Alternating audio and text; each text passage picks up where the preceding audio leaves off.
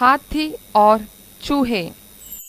बहुत साल पहले एक झील के किनारे एक बहुत बड़ा नगर था। उस सुंदर नगर में बहुत सारे मंदिर और बड़ी बड़ी इमारतें थीं। वहाँ के लोग बहुत अमीर और खुशहाल थे। जैसे जैसे समय बीतता गया, उन पर बुरा समय आ गया, इसलिए वे सब नगर छोड़ छोड़ कर चले गए। वे अपने साथ सारा सामान ले गए। वहाँ पर अब केवल चूहे ही बचे थे।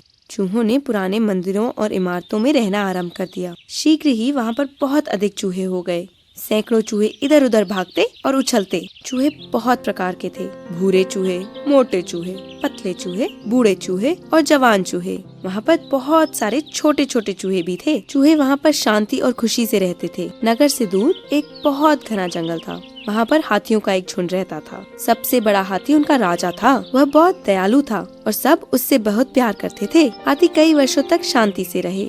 फिर अचानक उन पर विपदा आ गई। बहुत वर्षों तक वर्षा न होने के कारण सभी झील, तालाब और पानी के पोखर सूख गए। हाथियों के राजा ने कुछ हाथियों को पानी की तलाश में भेजा। कुछ दिनों बाद वे खुशी और उल्लास से भरे हुए लौटे और बोले, महाराज, पुराने शहर के दूसरी तरफ एक बड़ी झील है। वहाँ पर बहुत सारा पानी है। राजा खुशी से बोला, चलो अभी वहाँ चलते हैं। हाथियों का झुंड झील की ओर चल दिया। राजा सबसे आगे था। वे बहुत प्यासे थे, फिर भी वे बहुत तेज चल रहे थे। शीघ्र ही वे उस शहर के पास पहुँच गए जहाँ पे बहुत सारे चूहे रहते थे। हाथियों का राजा बोला, उस झील तक जाने के लिए हमें इस शहर से जाना पड़ेगा। वे तेज चाल से चल दिए क्योंकि वे पानी पीने के लिए बहुत जल्दी में थे। उन्होंने रास्ते में सैकड़ों चूहों को कुचल दिया, लेकिन हाथियों को कुछ पता ही नहीं चला। शीघ्र ही सारा शहर घायल तथा मरे हुए चूहों से भर गया। चूहे बहुत परेशानी में पड़ गए। वे आपस में समस्या पे बातचीत करने लगे। बड़े बूढ़े चूहे ने कहा, हमें शीघ्र ही कुछ करना होगा, नहीं तो हम सब मारे जाएंगे। बूढ़े समझदार चूहे ने कहा, हाथियों का राजा दयालु है, अच्छा है, हमारी सहायता अवश्य करेगा, चलो उसके पास चलते हैं। दूसरे चूहे सभी सहमत थे। उन्होंने हाथियों के राजा के पास जाकर धीरे से और नम्रता के साथ कहा, हे शक्तिशाली राजा, आप सब बड़े ताकतवर हैं, लेकिन हम सब छोटे और असहाय हैं। प्रतिदिन आप और आपके साथी हमारे शहर से होकर निकलते हैं। आपके पैरों के नीचे हजारों चूहे मर जाते हैं। यदि ऐसा ही चलता रहा तो हम में से एक भी जीवित चूहा नहीं बचेगा। राजा को दुख हुआ और बोला, हमें क्षमा कर दीजिए, हम यह नहीं जानते थे। अब हम क्या कर सकते हैं? चूहे ने कहा, कृपया हमारे शहर से होकर न जाएं। झील के लिए आप दूसरे रास्ते का उपयोग करें। हाथियों का राजा सहमत हो गया। ठीक है, आप चिंता मत करो, हम आगे से आपके शहर से नहीं जाएंगे। चूहे बहुत खुश हुए। उन्होंने बहुत बहुत धन्यवाद दिया हाथी को।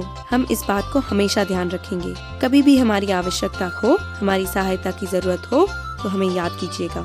कुछ वर्षों बाद जंगल में शिकारियों का एक दल आया।